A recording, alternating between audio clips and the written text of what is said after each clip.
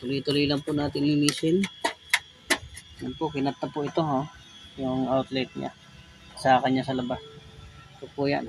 Kinat na po yan. Yan o, sayang o. May ano pa naman, video auxiliary. Yan. Tapos may CD. May CD siya o. May selector. Yan. Pag napagana po natin yan, dito natin papapasukin yung Bluetooth. Yan, kabitan po natin ng Bluetooth player. Yan. Sa CD. Yan, sa CD na. Yan. Yan po, parang ano po ito. A and B. Yan, 4 na speaker. 1, 2, 3, 4. 4 na speaker po yan. 4 na speaker. Na pwede po rito. Yan po.